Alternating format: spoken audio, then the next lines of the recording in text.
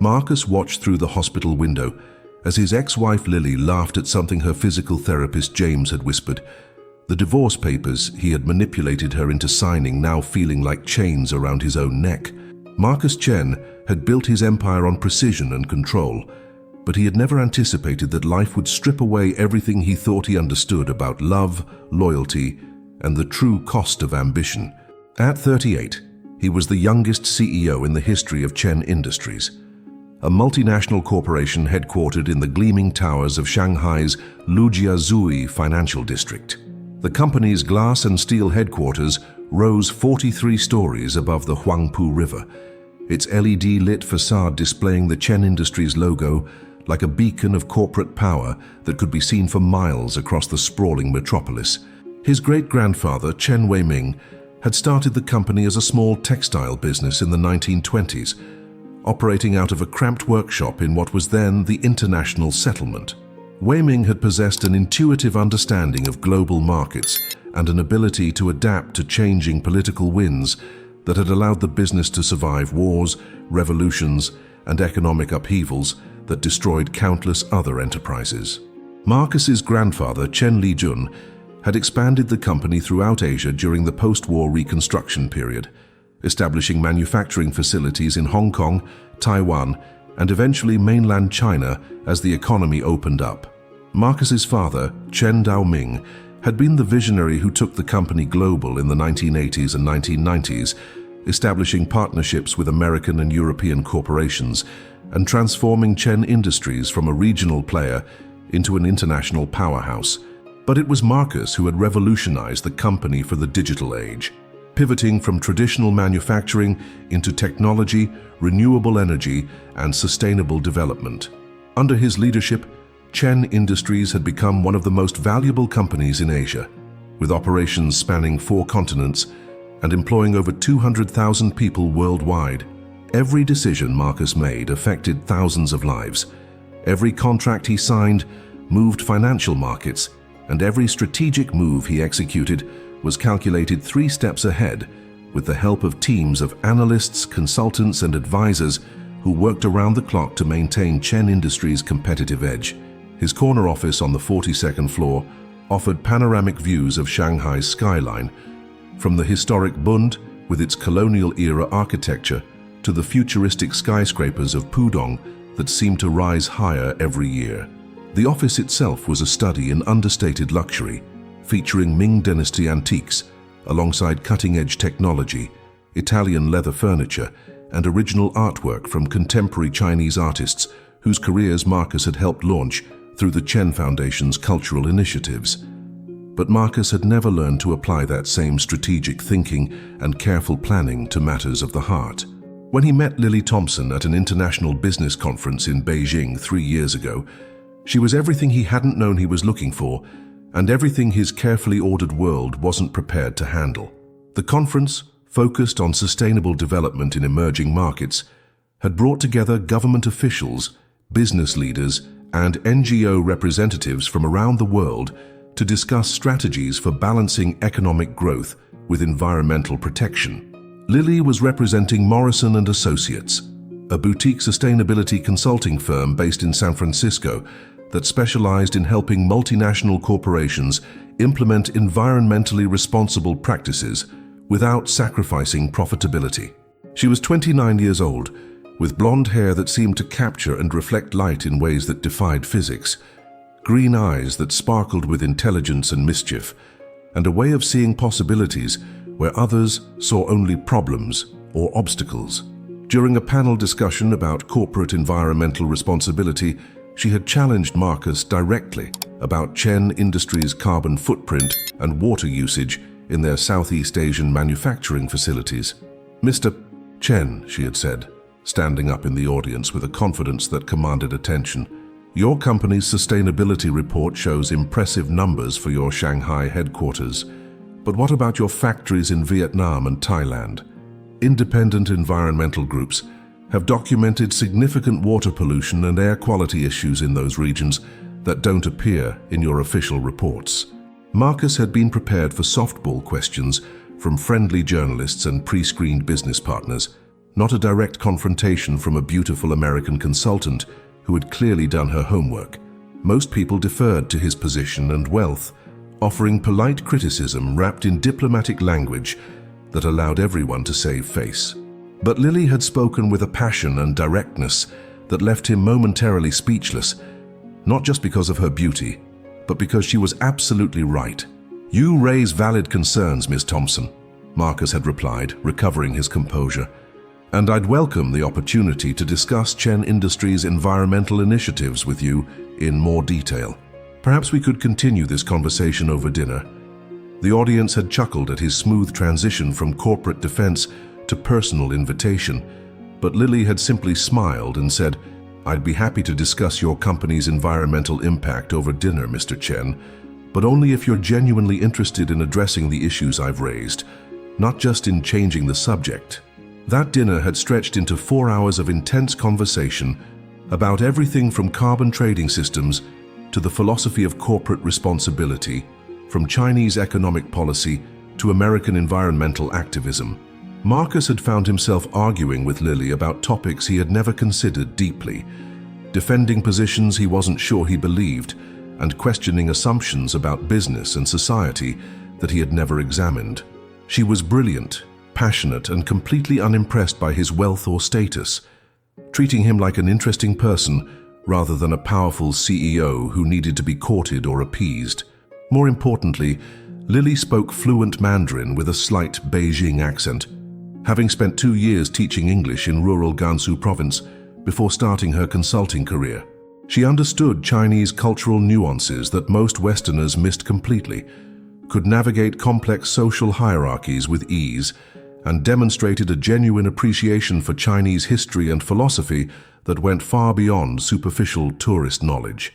When she quoted Confucius in perfect classical Chinese during their discussion of business ethics, Marcus realized he was in serious trouble.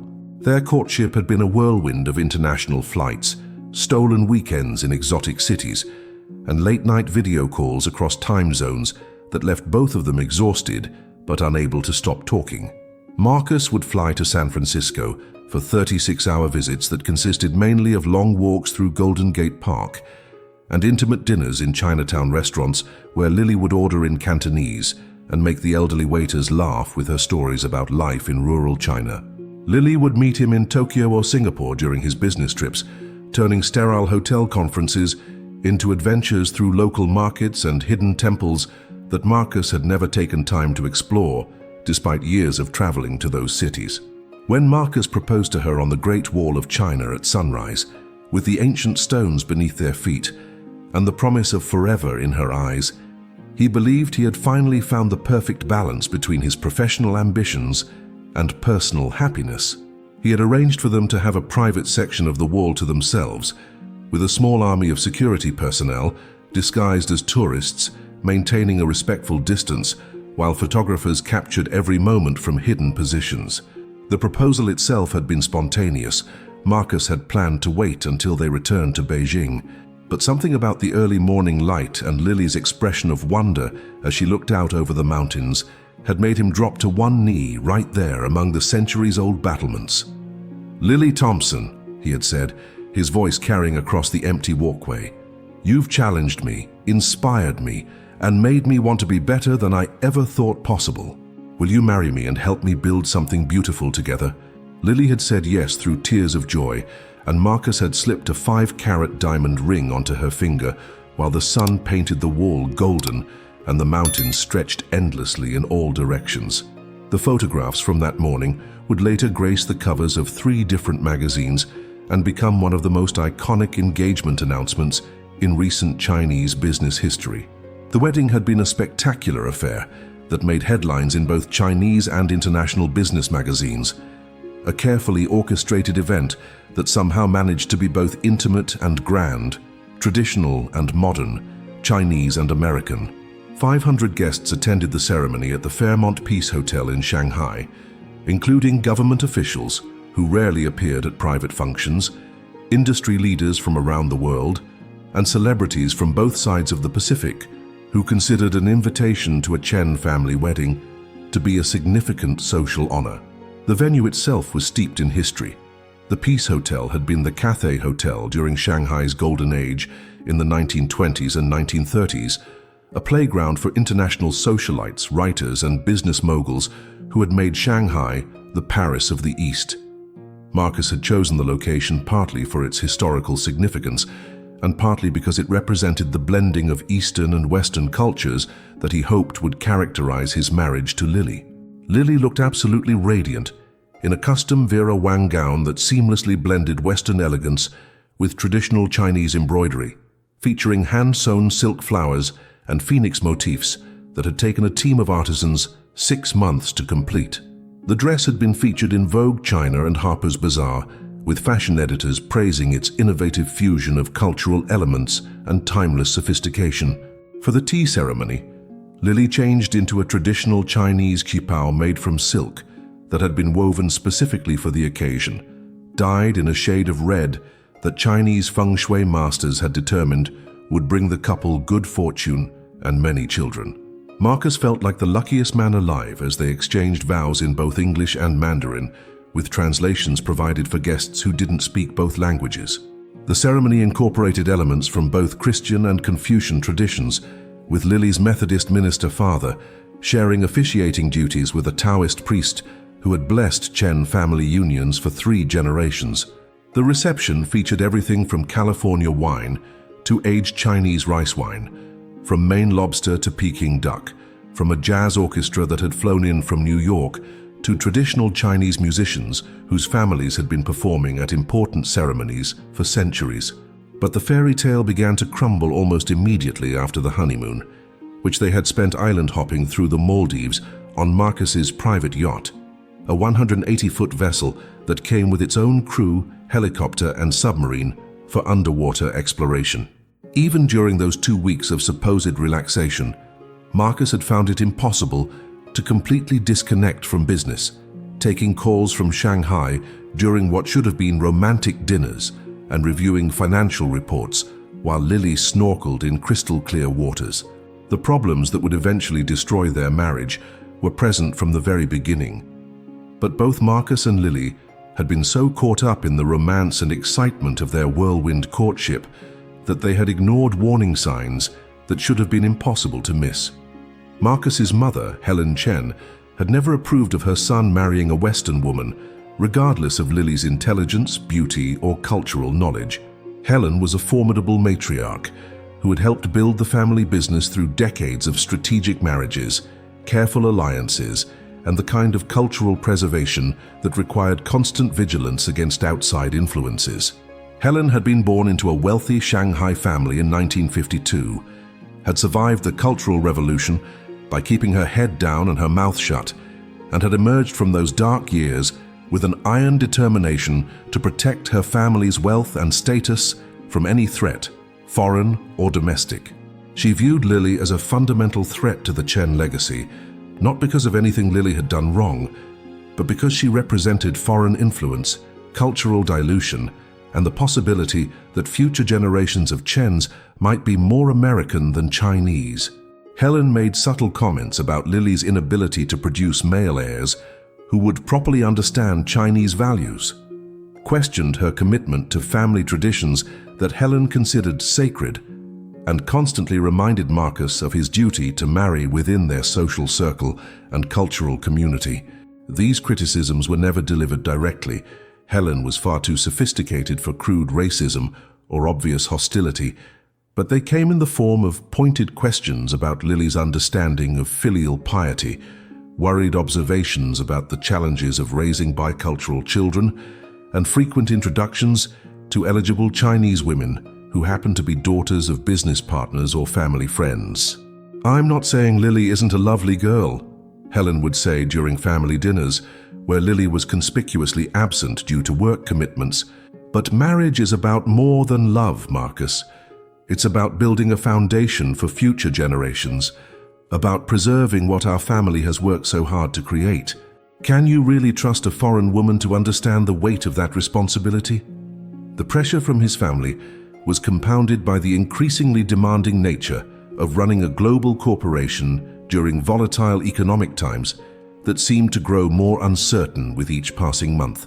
The global financial crisis had created ripple effects that were still being felt years later. Trade wars were disrupting supply chains that Chen Industries had spent decades building, and technological disruption was forcing every industry to reinvent itself at an accelerating pace just to survive. Marcus worked 18-hour days during his best weeks and occasionally didn't leave his office for 36 hours when crises demanded his immediate attention. He frequently cancelled romantic dinners for emergency board meetings that could determine the fate of major contracts, spent more time on international flights than in his own bed, and found himself making life or death decisions for the company during what should have been intimate moments with his wife. Lily tried to be understanding and supportive, adapting her own career to accommodate his impossible schedule and learning to communicate primarily through text messages and brief phone calls between meetings. She had moved to Shanghai permanently after their wedding, leaving behind her job in San Francisco and her network of friends and colleagues to build a new life in a city where she knew almost no one besides Marcus and his business associates.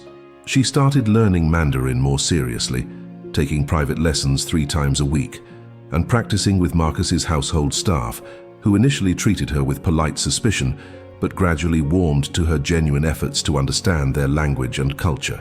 But gradually, Lily began to feel like a beautiful accessory rather than a valued partner, someone who was expected to look perfect at corporate events and charity galas, but whose opinions about business or family matters were politely acknowledged and then ignored. Marcus would introduce her to important clients and government officials with obvious pride in her beauty and accomplishments, but when she tried to contribute to conversations about environmental policy or sustainable development, areas where she had genuine expertise, she could see people's attention drift away as they waited for her to finish speaking so they could return to serious topics with Marcus. Their arguments started small but grew increasingly bitter as the fundamental incompatibilities in their relationship became impossible to ignore. Lily wanted to start a family, imagining children who would grow up bilingual and bicultural, comfortable in both American and Chinese society. But Marcus insisted they needed to wait until the company's expansion into Southeast Asia was complete, a process that seemed to grow more complex and time-consuming with each passing month. She wanted to pursue her passion for environmental advocacy, potentially starting a non-profit organization that would work with Chinese companies to implement sustainable practices. But Marcus worried about potential conflicts of interest with Chen Industries' manufacturing operations, particularly given the criticism Lily had raised during their first meeting about the company's environmental record. He suggested she focus on charity work that would reflect well on the family without creating business complications, recommending that she join the boards of established organizations rather than starting something new that might attract unwanted attention. Lily wanted to spend holidays with her family in California, introducing Marcus to her parents, siblings, and childhood friends, who had been such an important part of shaping who she was. But Marcus's schedule never allowed for extended trips to America, and when they did manage brief visits, he spent most of the time on conference calls with Shanghai, physically present but mentally thousands of miles away, dealing with crises that his executives should have been able to handle without him. The breaking point came during their second anniversary dinner at M on the Bund, one of Shanghai's most exclusive restaurants, located on the 8th floor of a historic building that offered spectacular views of the Huangpu River and the glittering skyline of Pudong. Marcus had made reservations weeks in advance and had even managed to clear his schedule for the entire evening, something that had become increasingly rare as the company's operations grew more complex and demanding. But he arrived 30 minutes late, rushing in from a board meeting that had run over schedule, and spent the first half of dinner on his phone dealing with a crisis in their Singapore office where a major client was threatening to cancel a multi-million-dollar contract over quality control issues. Lily sat across from him, watching him gesture animatedly while speaking rapid-fire Mandarin to his operations director, feeling like she was dining alone despite being in the same room as her husband.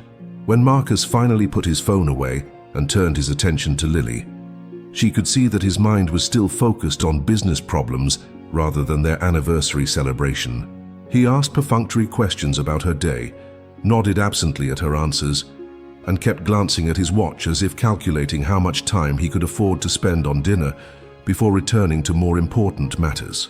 "Are you even here with me tonight?" Lily finally asked, setting down her wine glass and looking directly into Marcus's eyes. "Of course I'm here," Marcus replied, confused by the question. "I cleared my entire evening for this dinner." "You cleared time in your schedule," Lily corrected, "but you're not actually present. Your body is here, but your mind is still in that boardroom, still solving problems that other people should be handling." Marcus felt a flash of irritation at what he perceived as unreasonable criticism. "Lily, you know how important this Singapore contract is. If we lose it, we'll have to lay off 300 people in our manufacturing division. I can't just ignore problems like that for the sake of a romantic dinner." "I'm not asking you to ignore your responsibilities," Lily said, her voice rising slightly despite her efforts to remain calm. "I'm asking you to be married to me, not to your company." "When was the last time we had a conversation that didn't involve Chen Industries?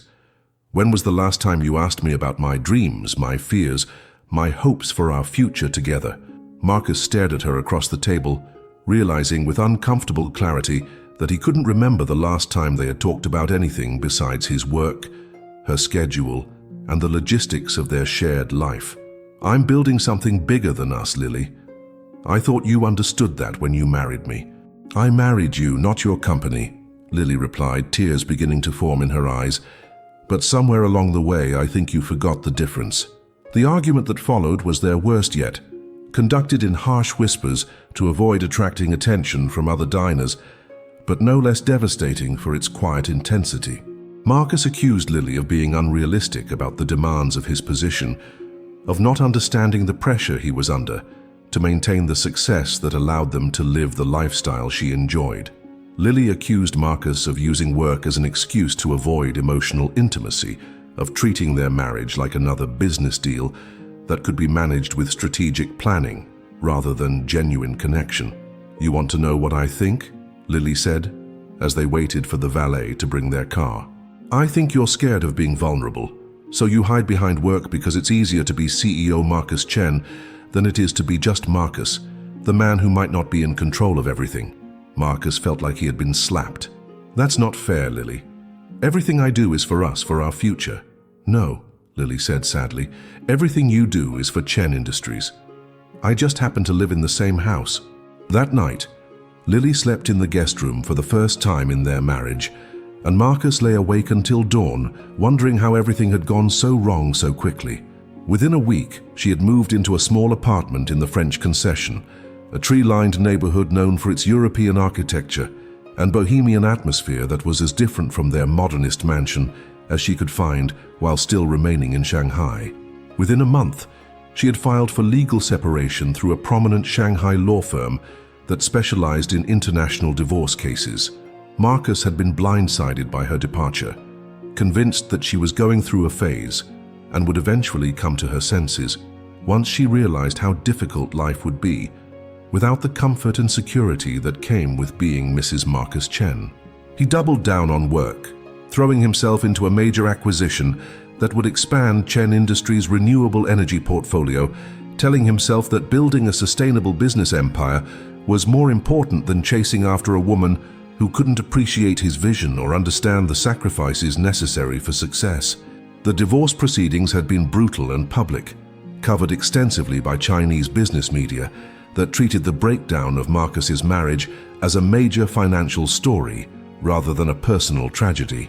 Reporters speculated about the impact on Chen Industries' stock price, analyzed the potential costs of a settlement that could force Marcus to sell shares or take on debt, and interviewed marriage counselors and business experts about the challenges of maintaining relationships while running global corporations.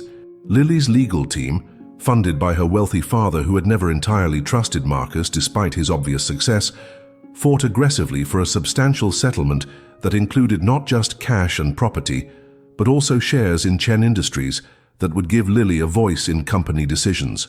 Her lawyers argued that she had given up her own career to support Marcus's ambitions, that she had contributed to the company's success through her networking and cultural knowledge, and that California's community property laws should apply to assets acquired during their marriage, regardless of where the divorce was finalized.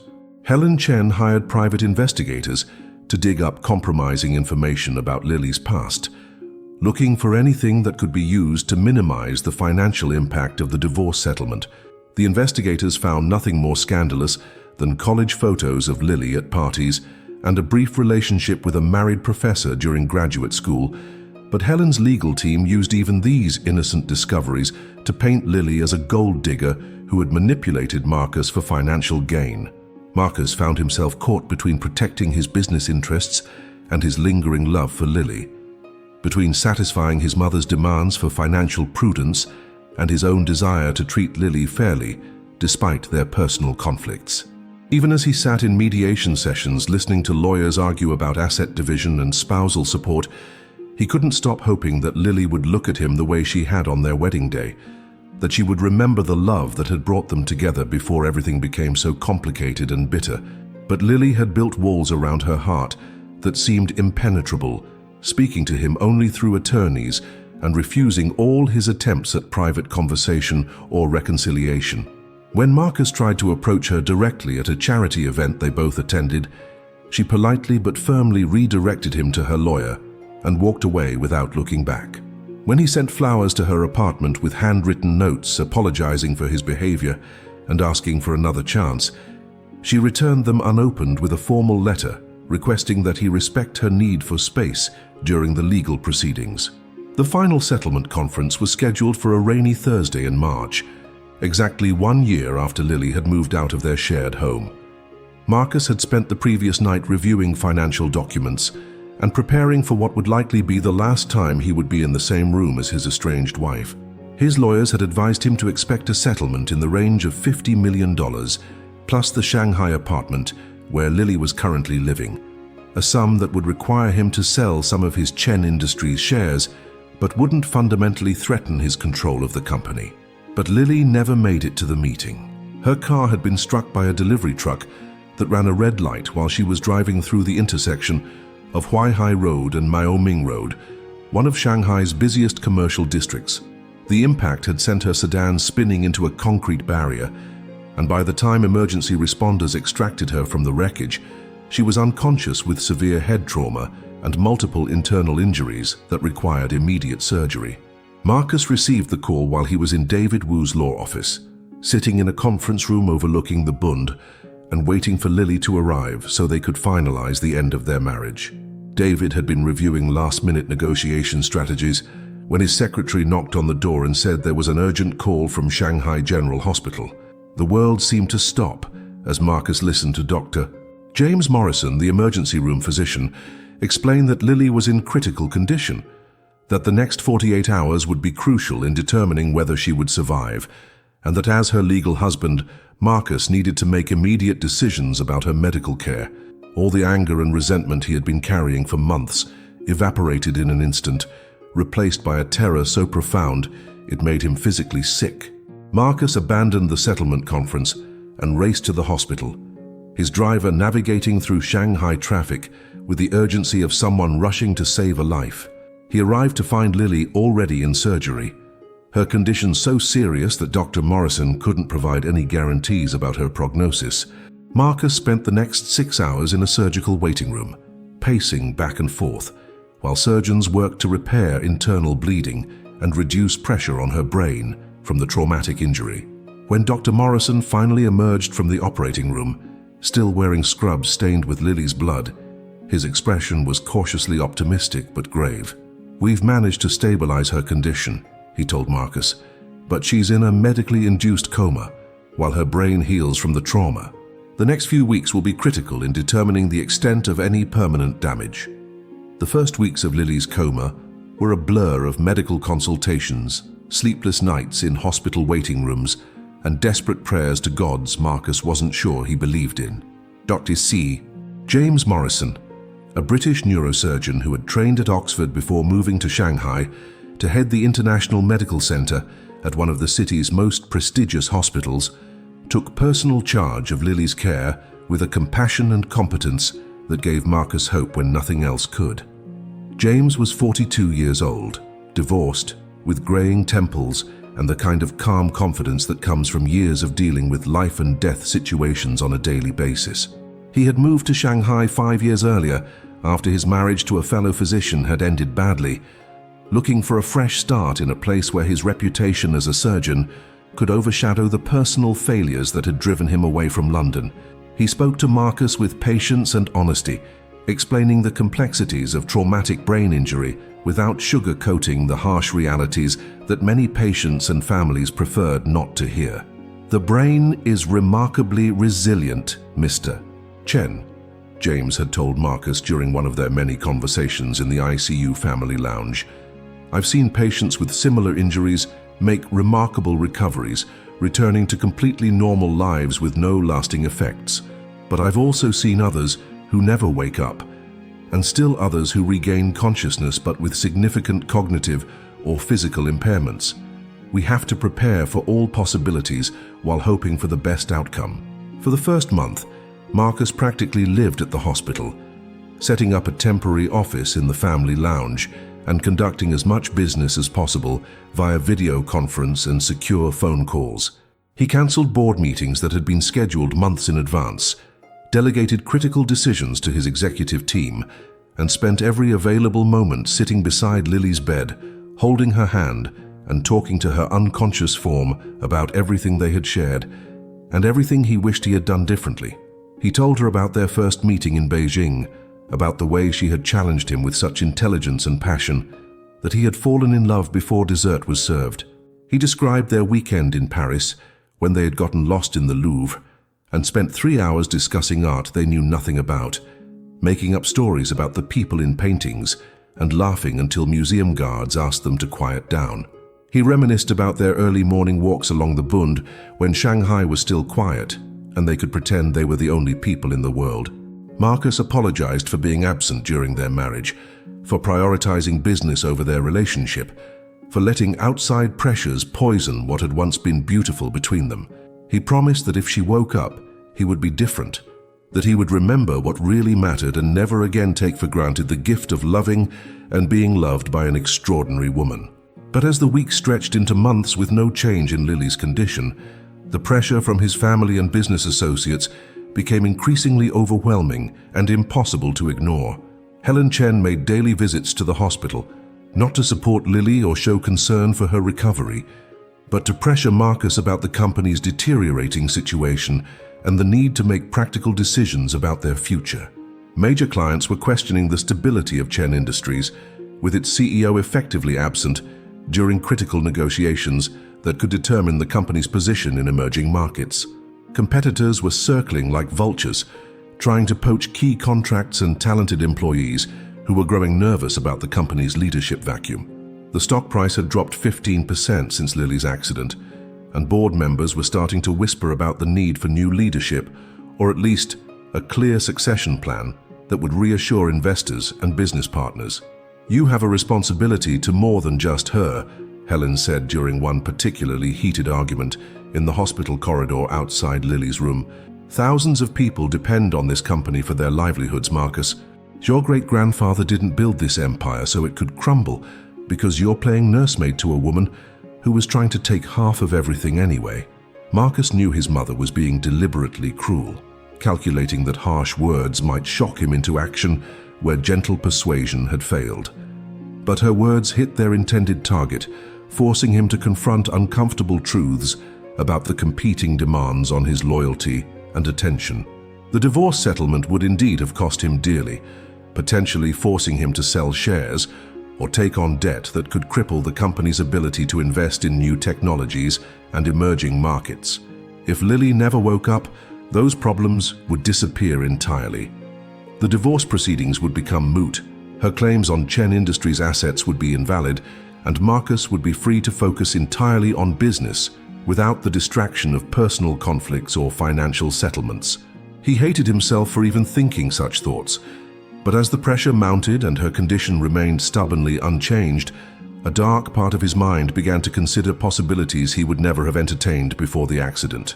The decision to proceed with the divorce came after a particularly devastating board meeting, where Marcus faced the real possibility of a vote of no confidence from directors who had been loyal to the Chen family for decades. His chief financial officer, Rebecca Liu, had presented projections showing that the company's value could drop by 30% if uncertainty about the divorce settlement continued much longer. His head of operations, David Park, had shown him signed letters from major clients threatening to move their business elsewhere if leadership questions weren't resolved quickly and decisively. "The divorce papers are already prepared, Mr. Chen," his lawyer David Wu had reminded him quietly after the meeting. "All we need is her signature to finalize everything and remove this uncertainty from the company's future. Given her current condition, we could argue for emergency provisions that would allow you to sign on her behalf as her legal guardian and primary decision-maker."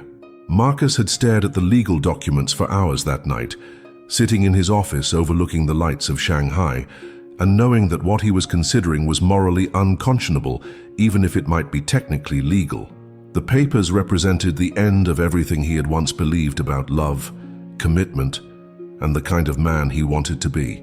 But the weight of responsibility for thousands of employees, the pressure from his family and business associates, and his own fear of losing everything his ancestors had built gradually eroded his moral resistance like water wearing away stone.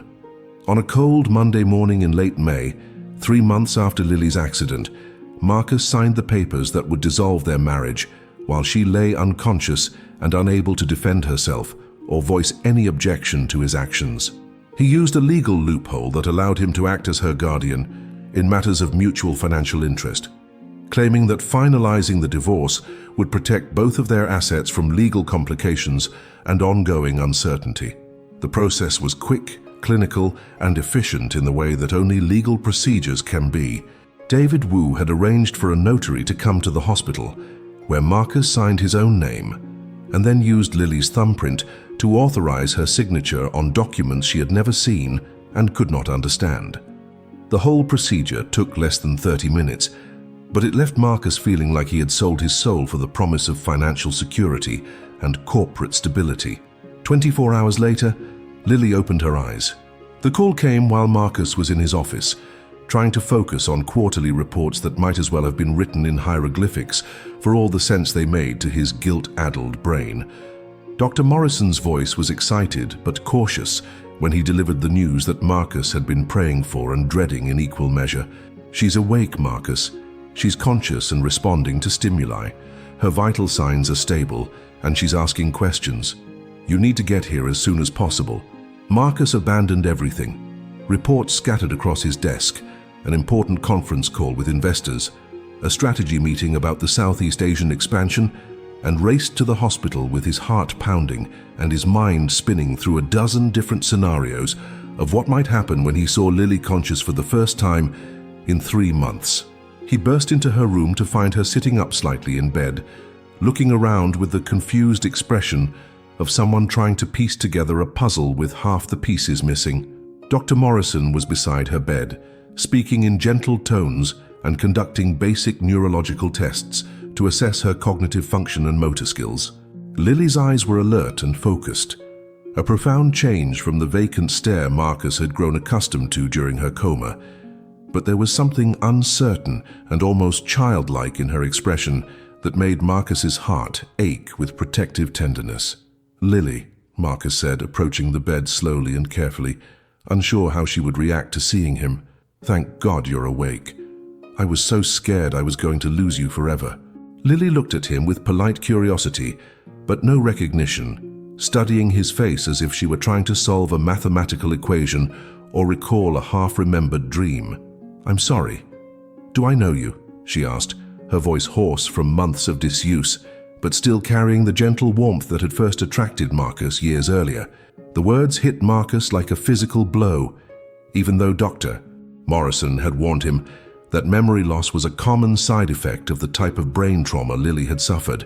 Hearing her speak to him like a stranger, seeing no spark of recognition or affection in eyes that had once looked at him with such love, was devastating beyond anything he had prepared himself to experience. "I'm Marcus," he said carefully, moving closer to the bed but not daring to touch her without permission. "Your husband. We're married, Lily." "You've been unconscious for 3 months following a car accident." Lily frowned, processing this information with the careful concentration of someone learning a foreign language. Married? She looked down at her bare left hand, where her wedding ring had been removed during medical procedures and never replaced. "I don't remember getting married. I don't remember you at all." "Doctor," Morrison intervened gently, his professional training helping him navigate the emotional minefield that Lily's awakening had created. "Lily, you've been in a coma for 3 months following a serious car accident. Memory loss is very common with your type of brain injury. Some memories may come back gradually, others may never return, and you'll also be forming new memories from this point forward. We'll take things slowly and see how you respond to familiar people and situations." Over the following days, Marcus tried desperately to help Lily remember their life together, bringing photo albums that documented their courtship and marriage, showing her videos from their wedding day and honeymoon, and telling her detailed stories about their travels and shared experiences. He described their first meeting in Beijing, their romantic weekend in Paris, their wedding at the Peace Hotel, but it was clear that for Lily, these memories belonged to someone else entirely. She listened politely, like a diligent student studying for an important exam, asking thoughtful questions and making appropriate comments about the stories and photographs Marcus shared. But there was no emotional connection to anything he told her, no spark of recognition that suggested the memories were slowly returning, no indication that the love they had once shared was buried somewhere in her damaged brain, waiting to be rediscovered. "It sounds like a beautiful life," she would say after Marcus finished describing their honeymoon in the Maldives or their anniversary dinner at M on the Bund. "But I can't feel it, you know. It's like you're telling me about someone else's life, someone who happened to look like me but wasn't really me." What made the situation even more painful for Marcus was watching Lily's natural rapport with Dr. Morrison develop during her rehabilitation process. James had a gentle, patient way of explaining her condition that put her at ease, and he spoke to her like an intelligent adult, rather than a fragile patient who needed to be protected from difficult truths. During their daily sessions, Lily seemed more relaxed and genuinely herself with James than she ever appeared during Marcus's increasingly strained visits. James was struggling with his own ethical dilemmas as he watched Lily's recovery progress. His professional training demanded emotional distance from patients, but Lily's combination of vulnerability and inner strength touched something deep in his carefully guarded heart that he hadn't felt since his divorce 5 years earlier.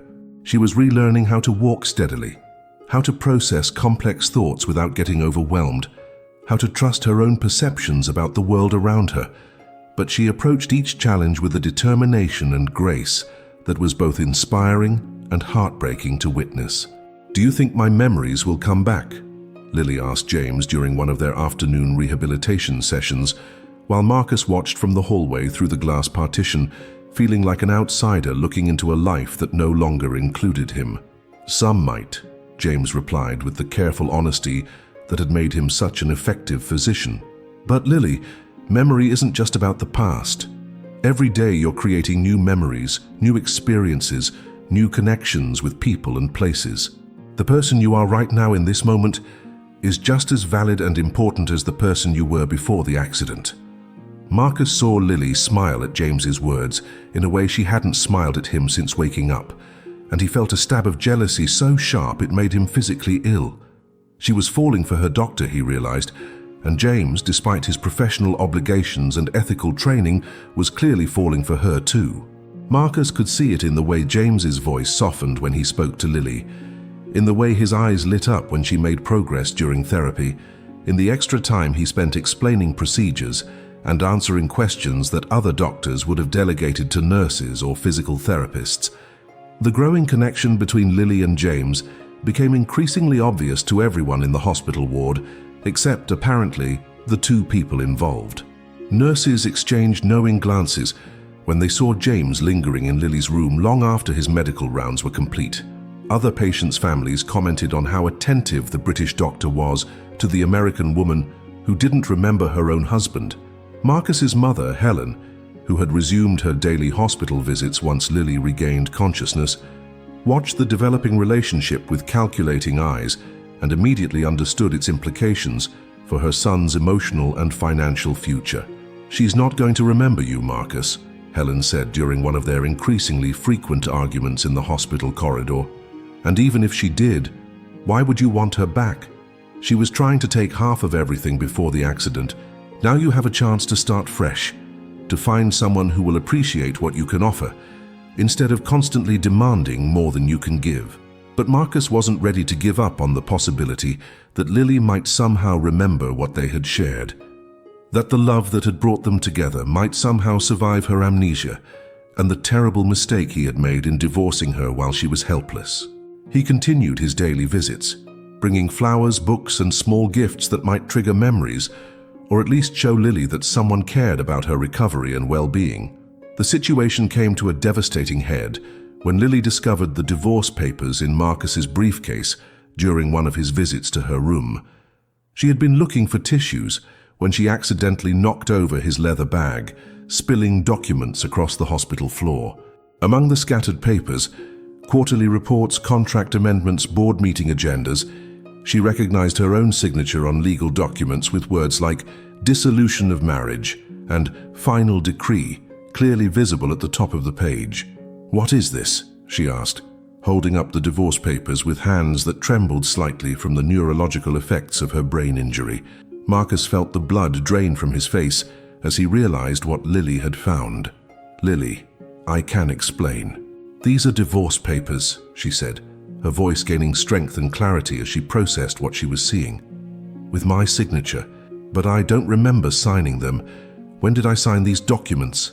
Marcus couldn't meet her eyes, couldn't find words to explain the inexplicable, couldn't justify actions that he knew were morally indefensible, regardless of the business pressures and family expectations that had driven him to make such a terrible choice. We were having problems before your accident," he said weakly, grasping for an explanation that might minimize his culpability. "The divorce proceedings were already underway when you were injured." "But this signature," Lily said, studying the document more carefully with the analytical mind that had made her such an effective consultant before her accident. "The date on this document is from 2 weeks ago.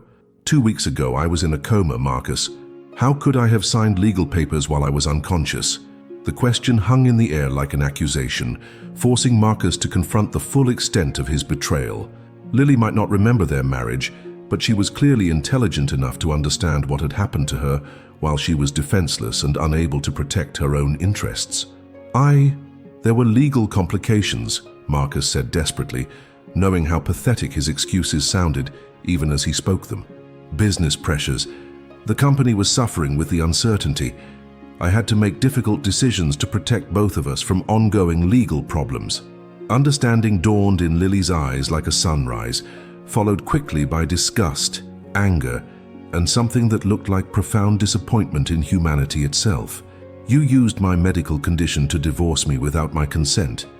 You took advantage of the fact that I couldn't defend myself or even understand what was happening to me." "It wasn't like that," Marcus said, reaching toward her with hands that she flinched away from as if his touch might be contaminated with his betrayal. "I was protecting both of us from legal complications that could have dragged on for years. The company was at risk, people's jobs were at stake." "Get out," Lily said quietly, but her voice carried absolute finality that was more devastating than shouting would have been. "Get out of my room. Get out of my life. I never want to see you again." Dr. Morrison, who had heard raised voices from the corridor, entered the room to find Lily crying and Marcus pleading desperately for understanding and forgiveness that would never come. Without needing to understand the specific details, James's protective instincts kicked in immediately, and he positioned himself between Marcus and Lily's bed. "I think you should leave, Mr. Chen," James said firmly, his British accent becoming more pronounced as it always did when he was angry or stressed. "Miss Thompson needs to rest, and this conversation is clearly upsetting her." As Marcus walked out of the hospital that day, he knew with absolute certainty that he had lost Lily forever. Not just to her amnesia, not just to the natural drift that had been destroying their marriage before the accident, but to his own choices and moral failures. He had prioritized business over love, control over compassion, financial security over human decency, and in doing so, He had become exactly the kind of man he had once promised himself he would never be. In the weeks that followed, Marcus watched from a painful distance as Lily rebuilt her life without him, creating a new identity that was somehow both completely different from and fundamentally similar to the woman he had fallen in love with 3 years earlier. She moved into a small apartment in the French Concession, the same neighborhood where she had lived during their separation, and started working part-time as an English tutor for Chinese business executives who needed to improve their language skills for international negotiations.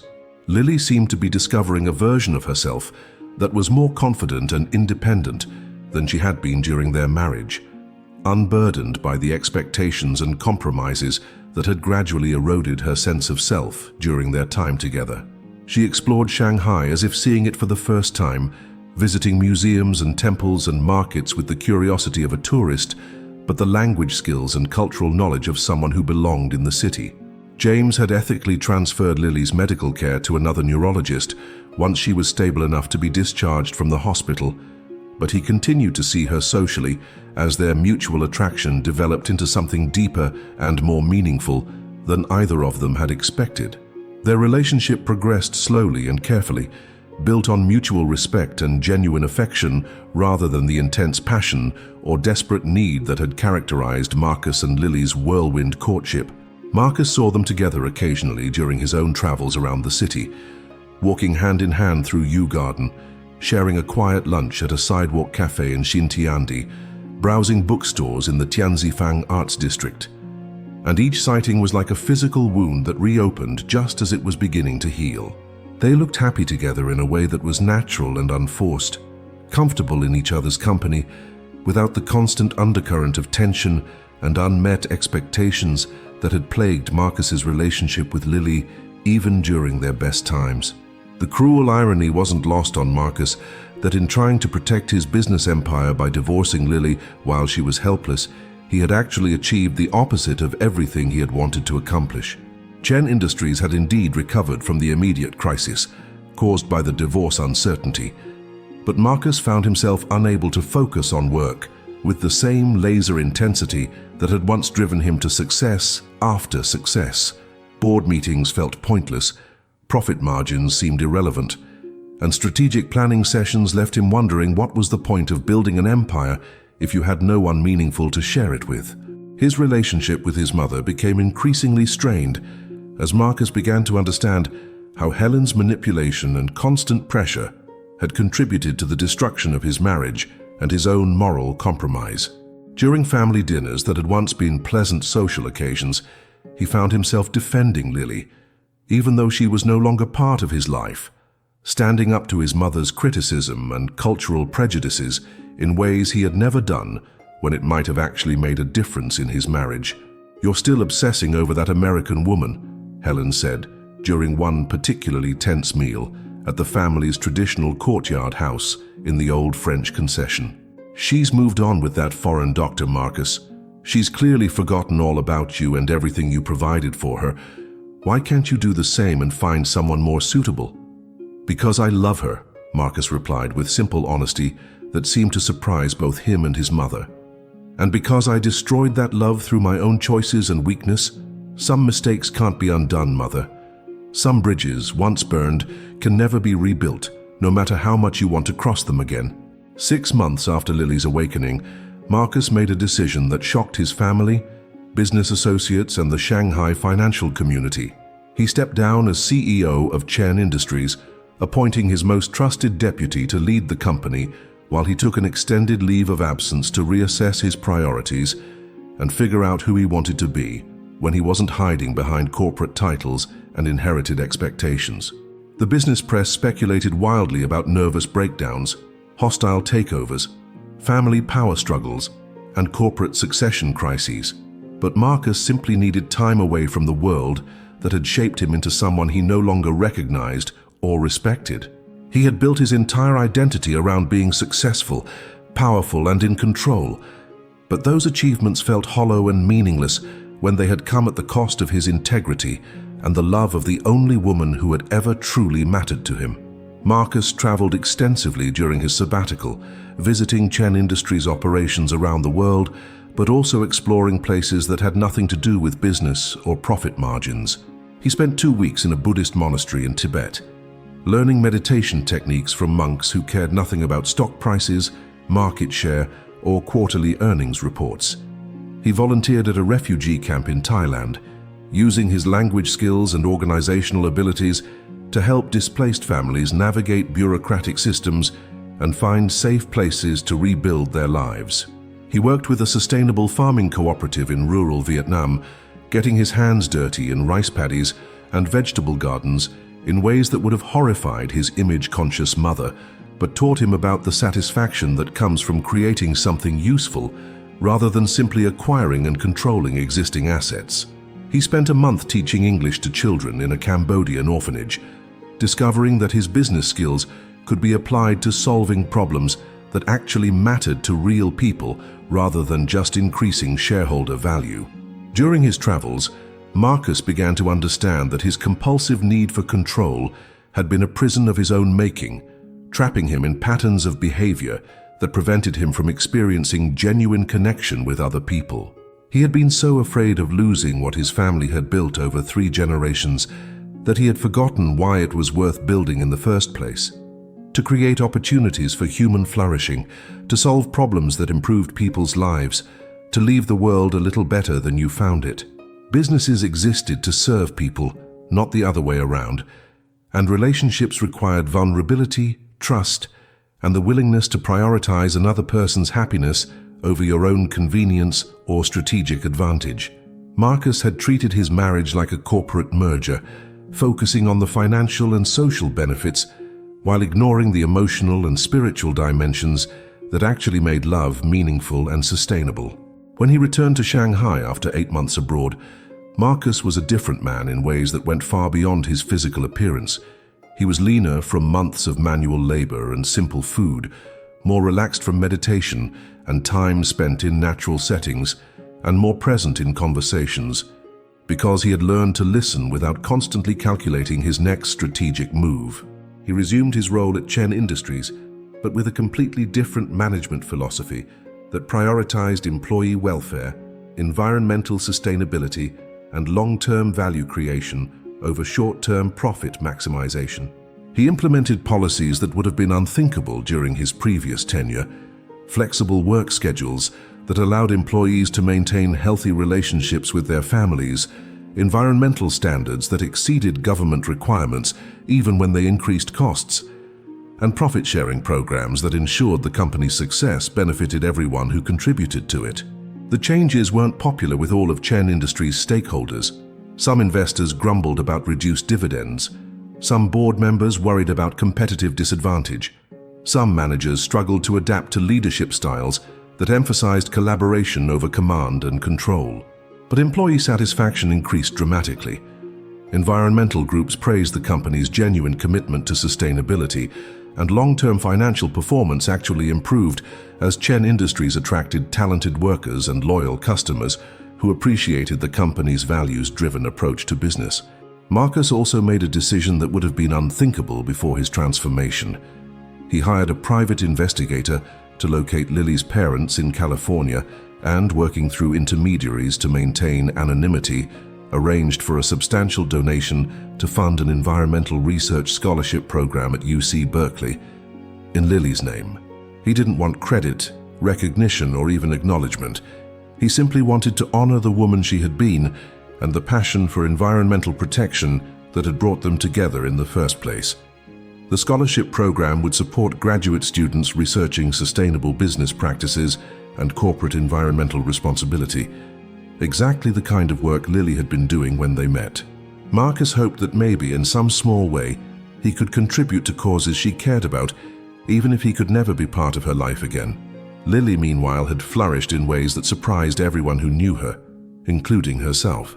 Her relationship with James had developed into something beautiful and sustainable, built on shared values of helping others, intellectual curiosity, and the kind of mutual respect that allows two strong people to maintain their individual identities while building something meaningful together.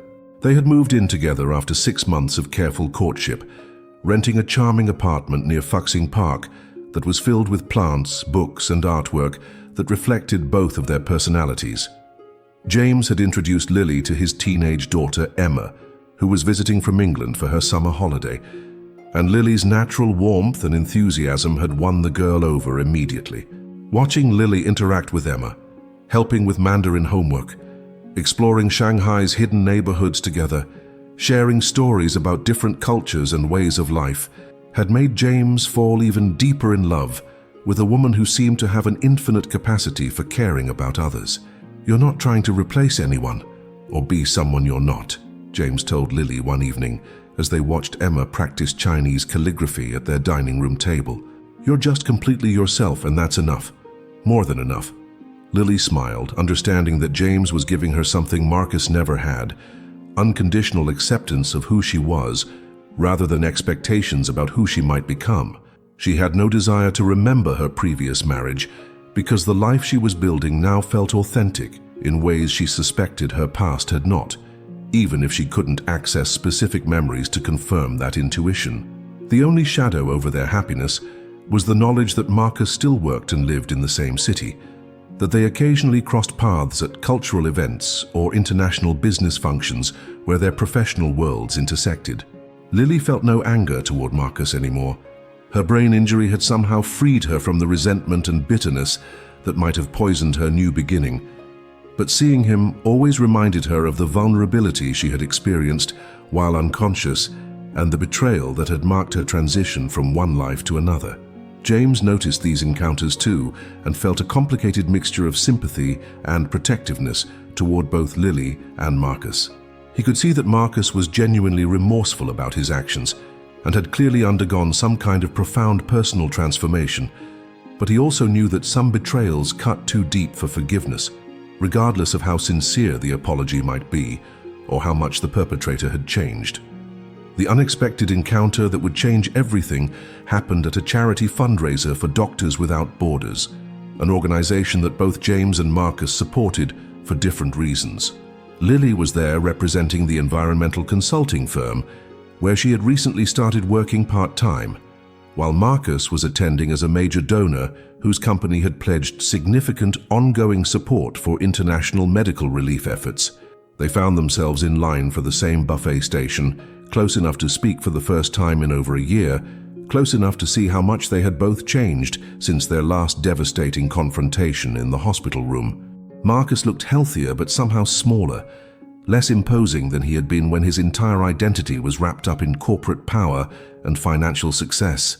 Lily looked confident and radiant, completely comfortable in her own skin in ways that Marcus remembered from their earliest days together.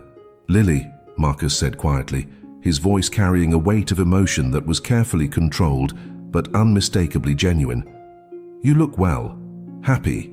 Lily studied his face, seeing changes that went far beyond his physical appearance, a softness around his eyes that hadn't been there before, a way of holding himself that suggested inner peace rather than barely contained energy. "Thank you, Marcus. You look different." "I am different," Marcus replied with the simple honesty that had become his default mode of communication during his months of self-reflection. "Or maybe I'm finally becoming who I was supposed to be all along, before I let fear and ambition turn me into someone I didn't recognize." They stood in slightly awkward silence for a moment, both aware that other people at the event were watching their interaction with curiosity and probably speculating about the famous divorce and its aftermath. Marcus had learned not to care about public opinion or social gossip, while Lily simply felt no need to pretend emotions she didn't experience. "I know you don't want to hear this," Marcus continued, "and I'm not saying it because I expect anything from you or hope to change anything between us, but I need you to know that I'm sorry. Not just for the divorce papers and the legal manipulation, but for everything that led up to that moment. For not valuing what we had when we had it. For letting fear and outside pressure turn me into someone who could hurt the person he loved most." Lily felt tears pricking her eyes, but kept her voice steady and calm. "I know you're sorry, Marcus, and I forgive you. Not because you deserve it, but because carrying anger was making me someone I didn't want to be." "Are you happy?" Marcus asked, and Lily could hear that he genuinely wanted to know the answer, not as someone hoping for a particular response, but as someone who cared about her well-being, regardless of how it affected his own life. "Yes," Lily said simply, without elaboration or qualification. "I'm very happy." Marcus nodded, a sad but genuine smile crossing his face. "Good. That's all I ever really wanted for you. Even when I was too stupid and selfish to act like it mattered more than business deals and family expectations." James appeared at Lily's side at that moment, having finished his conversation with a colleague about expanding medical services in rural Chinese provinces. He nodded politely to Marcus, who returned the gesture with equal courtesy, and no trace of the jealousy or resentment that might have been expected under the circumstances. "Dr. Morrison," Marcus said formally but warmly, "thank you for taking care of her, then and now. She takes care of herself," James replied without hostility, but with unmistakable pride in Lily's strength and independence. "She's stronger than any of us gave her credit for, including herself." Marcus looked at the two of them together, Lily relaxed and confident, James protective but not possessive, and felt a complex mixture of loss and peace that he hadn't expected to experience. They belonged together in a way that he and Lily perhaps never had, even during their happiest moments. James saw Lily clearly and loved her completely without trying to change or control her, and Lily responded to that acceptance with a natural warmth and trust that Marcus had never been able to inspire during their marriage. It was exactly what she deserved, and Marcus was surprised to find that he felt genuinely glad for their happiness, even as it highlighted everything he had lost through his own choices and moral failures. 2 years later, Marcus received an invitation that he stared at for a long time before deciding how to respond. Lily and James were getting married, and somehow, impossibly, they wanted him there to witness their commitment to each other. The invitation was accompanied by a handwritten note from Lily that demonstrated the kind of grace and generosity that had first attracted Marcus to her. "I know this might seem strange, but you were an important part of my life, even if I can't remember most of it. I'd like to start fresh as friends if that's possible. You don't have to answer now, but the invitation is genuine." Marcus read the note several times, understanding that Lily was offering him something precious and rare, a chance at redemption, not of their romantic relationship, but of their shared humanity. She was showing him that forgiveness could coexist with healthy boundaries, that moving forward didn't require forgetting the past or pretending that harmful actions hadn't occurred. He RSVP'd yes, but with the condition that he would attend only the ceremony itself, not the reception afterward. He wanted to witness Lily's happiness without overshadowing her special day or making other guests uncomfortable with reminders of past drama and conflict. The wedding was held in Yew Garden on a perfect spring morning, with cherry blossoms providing a backdrop that seemed designed by nature for new beginnings and fresh starts. Marcus sat in the back row, watching as Lily walked down the aisle in a simple but elegant dress that reflected her natural grace and unpretentious beauty. She looked radiant, confident, and completely at peace with her choices and her future. When the officiant asked if anyone objected to the union, Marcus felt a moment of profound clarity and acceptance. He could object, could declare his continued love, could try to reclaim what he had lost, could make one last desperate attempt to rewrite their story along different lines. But looking at Lily's face as she gazed at James with complete trust and joy, seeing the pure happiness and certainty in her expression, Marcus knew that true love sometimes meant letting go completely and unconditionally. After the ceremony, as guests moved toward the reception area for celebration and dancing, Lily approached Marcus with the kind of quiet courage that had always characterized her best moments. "Thank you for coming," she said simply. "It means more than you know." "Thank you for inviting me," Marcus replied, meaning every word. "You look absolutely beautiful, and more importantly, you look happy in a way that comes from deep inside." "I am happy," Lily said with quiet conviction. "And Marcus, I hope you find that kind of happiness too. You deserve it despite everything that happened between us." Marcus felt tears threatening, but managed to smile genuinely. "I'm working on it, Lily, learning to be someone worthy of love and trust. And if you ever need anything at all, please don't hesitate to call. I may not be your husband anymore, but I'll always care about your well-being." Lily squeezed his hand briefly, a gesture of forgiveness and closure that meant everything to Marcus, even though it lasted only a few seconds. Take care of yourself, Marcus. Find someone who sees your heart the way James sees mine. As Marcus walked away from the wedding, he felt lighter than he had in years, as if he had been carrying an enormous weight that was finally lifted from his shoulders. The chapter of his life that included Lily was finally truly closed, but instead of feeling defeated or diminished, he felt liberated and grateful for the lessons he had learned through loss and failure. He had learned that love wasn't about possession or control, but about wanting the best for someone, even when it didn't include you. He had learned that forgiveness was possible even after betrayal, but that it required genuine change and growth from the person seeking redemption. Most importantly, he had learned that happiness was possible after profound loss, but only if you were willing to become a fundamentally different and better person. 6 months later, Marcus met Dr. Sarah Chen at a conference on sustainable business practices in developing countries.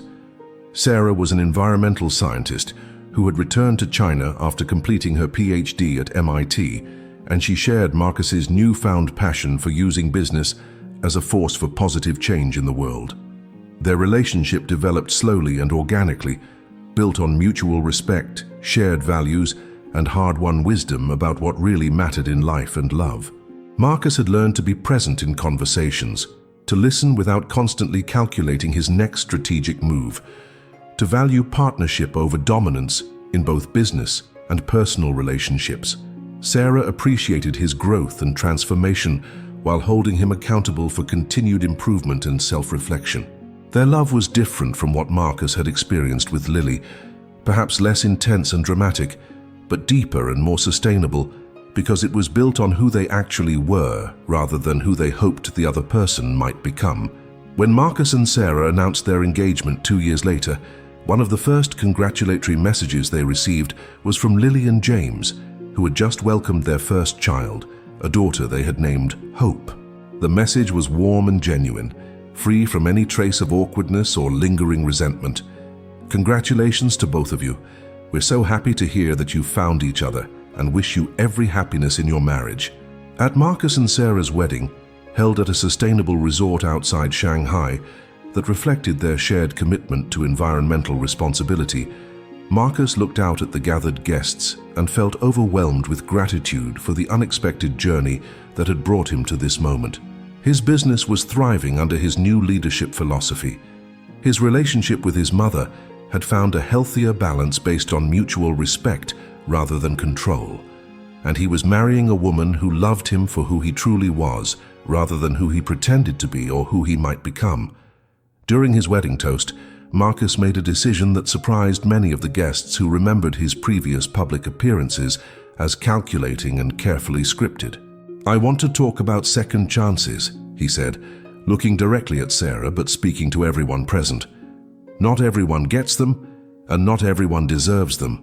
But sometimes, if we're incredibly lucky and willing to do the hard work of becoming better people, life gives us opportunities to try again. To love better, to choose better, to be better than we were before." He paused, his eyes finding Lily and James in the crowd, both of whom had accepted his invitation despite the complicated history they shared. "I want to thank everyone who helped me learn those lessons, especially those who had every right to give up on me but chose compassion instead.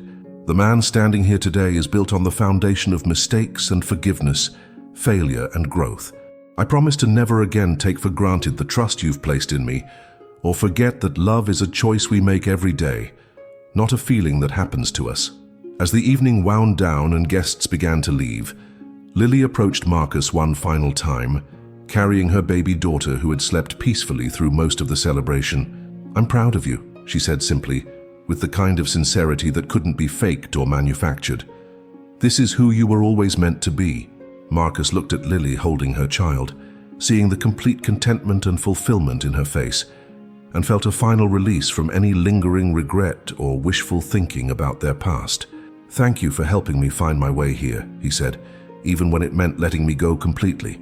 Years later, when Marcus would tell the story of his first marriage to his children with Sarah, he would frame it not as a cautionary tale about the dangers of ambition or the impossibility of balancing career and family, but as a lesson about the complexity of love and the possibility of redemption, even after profound moral failure.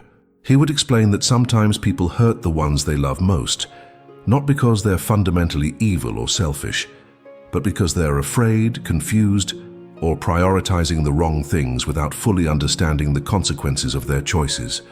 He would teach them that real strength isn't about never falling down or making mistakes, but about how you choose to get back up and what you learn from the experience of failure. Most importantly, he would tell them that forgiveness doesn't mean forgetting or excusing harmful behavior, but rather choosing not to let past hurts define your future possibilities.